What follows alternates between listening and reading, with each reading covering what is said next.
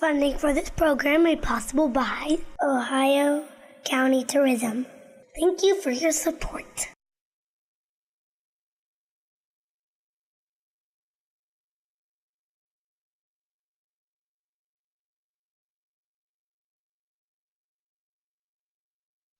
If we disappeared, if we ceased to be, Lexington would lose a big part of its history, of how it became what it is.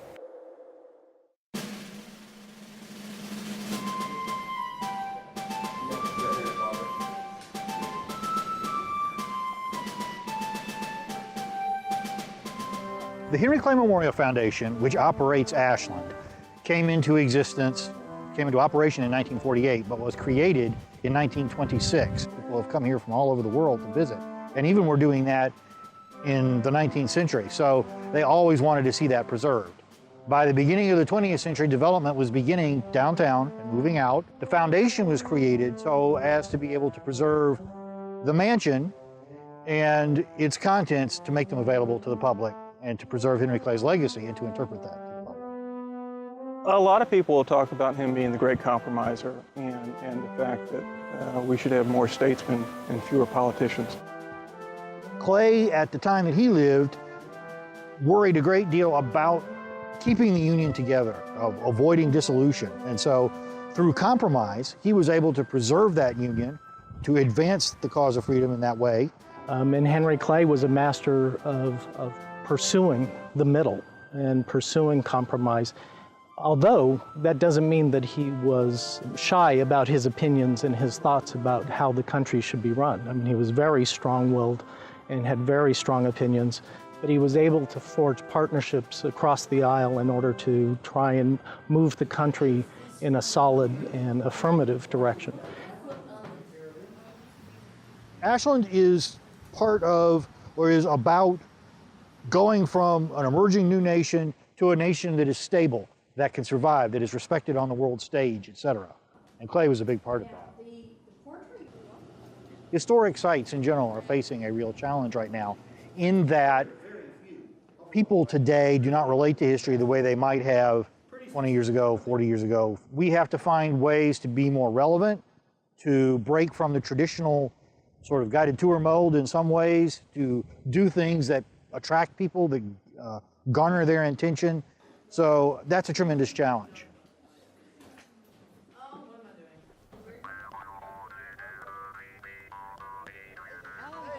I sometimes portray James Clay, the son of Henry Clay, who rebuilt the house in brick as you see it now. Being of the right age, I come here and bring other gentlemen together, and we portray gentlemen of the time practicing the equestrian military sciences, which any good gentleman would end up being an officer of anyone of money or status. My character today is that of a children's author, so I brought some period games for the children to play with. The cavalry is here practicing their martial arts, their skills with the horses. We had high school students here yesterday, and I see a big gap. And so I have a little extra motivation when I would feel like maybe just not coming out in the rain, because I want people to be able to smell the smell of gunpowder and the feel of wool clothes, and understand that the past wasn't just pre-Xbox. This young soldier has been brought in with a wound in his lower right limb. I have to examine it, see if we can save it. Now, amputating knife.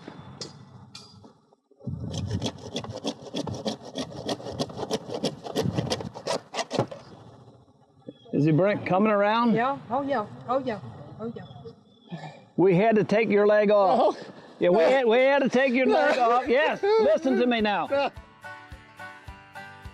And I actually heard children asking, are those real horses? Is that a real fire? And that is why we come to do things like this at our own expense from great distances, because children need to know where they have come from so they can appreciate it. It's the present of the past for the future, simply put. Because you're only going to get a second with somebody. And you want to get it right, because that's maybe the only time they ever get to stand next to someone as they would have looked 150 years ago. I mean, I can never replicate the true past. I can never replicate what these men did, but if I can at least get you interested in trying to find out for yourself, you know. If you can't see Ashland, if you can't experience his legacy, you may not get the full effect of what you see in the classroom. And we hope that they have the opportunity by visiting us to touch in some way a very real aspect of that. They get to see original artifacts that belong to him, that relate to him, that tell that story. So we hope that's very powerful.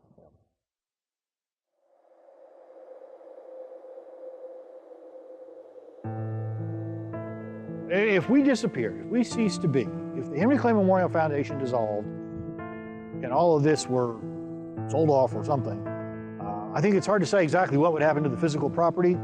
Lexington would lose a big part of its history, of how it became what it is today. A great city, developing as a city in its early years. There's a great deal that would be lost here if we cease to exist.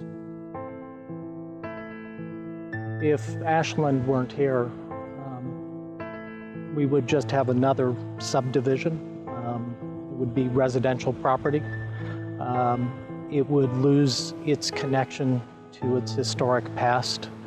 I think people need a touchstone in order to connect with history, to have this place, to walk the paths that Henry Clay walked.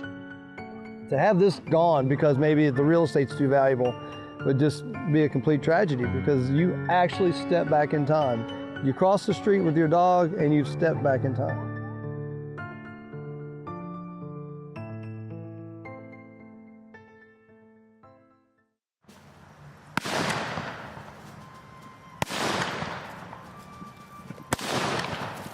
Preserving artifacts like Ashland provides such a rich legacy for the people here in Lexington and in Kentucky and to the entire United States. Our challenge is to find a way to keep Henry Clay's legacy alive and vital, and making people aware of how his legacy translates into actions today, and understanding that history will help us build a better community as well as a better nation. But I think we have a story that is incredibly compelling. And when you have a story like Ashland's, like Henry Clay's, you have a really great opportunity to move ahead, to continue to be an important part of the American story, of what Americans think about the past and of the present. We live in a time when compromise is at a premium, and there seems to be a real surfeit of it in Washington and internationally. And hopefully, by telling Henry Clay's story, we can provide an example that people can look to say, yes, it can be done.